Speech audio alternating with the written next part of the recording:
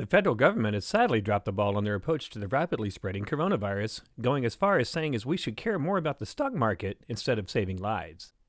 We'll talk about that next on All Things Beer and Bacon.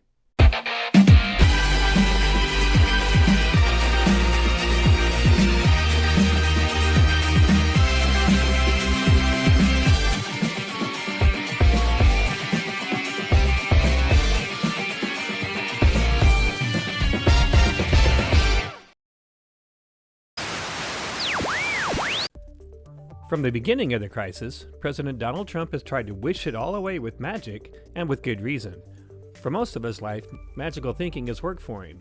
He's failed at just about everything he's ever done, but magically somehow has avoided accountability. Not only has he lost over $1 billion in the 80s and 90s, he did it dressed like this. It takes magical thinking to think that outfit works. He looks like Uncle Pervy at Little Johnny's birthday party. This brings a whole new meaning to magically delicious. Trump is already bad at just trying to run the country, but is especially bad at being in charge of responding to a deadly pandemic like this one. This is what we get when we put the most self-centered egomaniac on Earth in the most powerful office on Earth. He is fundamentally unequipped to handle the reality of this pandemic because he's never dwelled in reality. His entire life has been blanketed with magical thinking, like when he said at the start of the outbreak the problem would disappear miraculously, despite all the experts saying otherwise. We're going down, not up. We're going very substantially down, not up. You know, in theory, when it gets a little warmer, it miraculously goes away. I hope that's true. The coronavirus is very much under control in the USA. It will go away. Just stay calm. Be calm. It's really working out, and a lot of good things are going to happen. It's going to disappear. One day, it's like a miracle. It will disappear. The last person we should trust with miracles is that man. I doubt he can even name one actual miracle listed in the Bible. Well, let's see. Everyone knows Jesus cured a leopard, got rid of its spots, so he could leave the leopard colony. Of course, Trump's magical miracles never happened, and there are now more than 300,000 cases in the U.S. The World Health Organization has said that the U.S. could become the new epicenter of the outbreak. In New York, Governor Cuomo said that the spread is accelerating faster than anticipated. One of the forecasters said to me, we were looking at a freight train coming across the country. We're now looking at a bullet train because the numbers are going up that quickly. So the World Health Organization says the U.S. could become the next epicenter. Governor Cuomo said that this is becoming a bullet train. Even the U.S. Surgeon General appointed by Donald Trump says the next few weeks are going to be bad. Or as the president himself puts it, Ultimately, the goal is to ease the guidelines and open things up to very large sections of our country as we near the end of our historic battle with the invisible enemy. There's tremendous hope as we look forward and we begin to see the light at the end of the tunnel. Light at the end of the tunnel? What the fuck are you talking about? Are you sure you're not just staring into the sun again? Think about how deranged this is. Experts are saying we won't hit the peak of the outbreak for a couple of weeks. Nurses and doctors in the mix of it all are describing the situation as a war zone, yet Trump is claiming that it's almost over? Trump has always cared more about the stock market than he has about saving lives. He sees the stock market as key to his political fortune. Now he's talking about lifting public health restrictions and opening the country back by Easter? Say what? Which would be right in the peak of the outbreak predicted by experts. I'd love to have it open by Easter. Okay, I would love to have it open by Easter. I will tell you that right now. I would love to have that.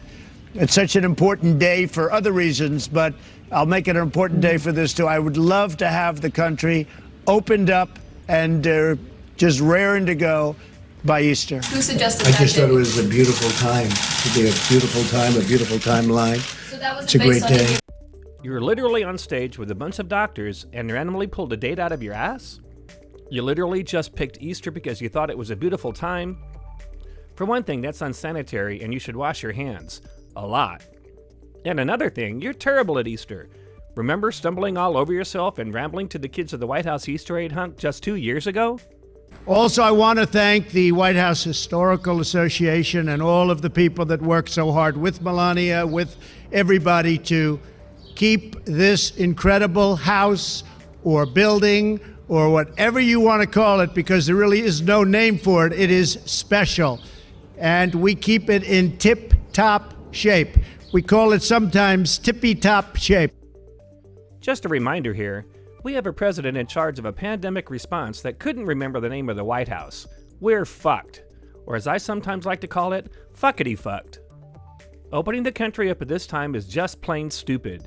Even Dr. Fauci, the director of the National Institute of Allergy and Infectious Diseases, thinks this is a bad idea. You take a look at what's going on in China and you see what's going on right now in Italy and what's happening in New York City.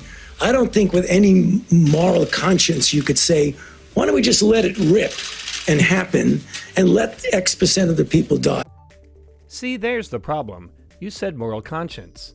Did you forget you were standing next to President Trainwreck? In fact, Trump was asked if Dr. Fauci agrees with this plan to open the country by Easter, and his answer was less than reassuring. Does he agree with you about the need to reopen the economy soon? Well, he doesn't not agree. He doesn't not agree? He also didn't say that he doesn't not agree that you're an idiot and should not be not president. Instead of pushing people back to work at Easter, check out what Denmark and the Netherlands are doing. The Danish government has promised to cover 75% to 90% of salaries if businesses do not lay off their employees. The Netherlands will pay up to 90% of wages for companies hit hard by the pandemic, with extra provisions being developed for restaurants. We could do the same. Instead, Trump wants us to go back to work even if it means wearing a hazmat suit during your shift at Applebee's. The Netherlands is offering special provisions to restaurants. Meanwhile, our president doesn't even know what takeout is. So many of these restaurants, it's incredible. They're doing service where people come and they pick it up, delivery. I mean, it's been incredible what they've been doing. Totally different business than they were in, other than they cook food. Other than that, it's like a totally different business. Oh my God, that's takeout. You just described a to-go order. This is a dangerous point in time where a reckless ruling class and a self-absorbed president are trying to prematurely end the fight against a dangerous pandemic because their stock portfolios are taking a hit. If you were to evaluate the mental competence of our president, you probably wouldn't be able to say that he's in Tippy-top shape. If we missed anything, tell us in the comments below. Be sure to like, subscribe, and tell your friends. Thanks for watching All Things Beer and Bacon. As the New York Times said, we have Monday Night Football type ratings, but even they said that the ratings are like Monday Night Football ratings, and that these are like Bachelor finale. That's their end. When the big deal happened, I have no idea what happened because I'm too busy working on this. Somebody will tell me what happened.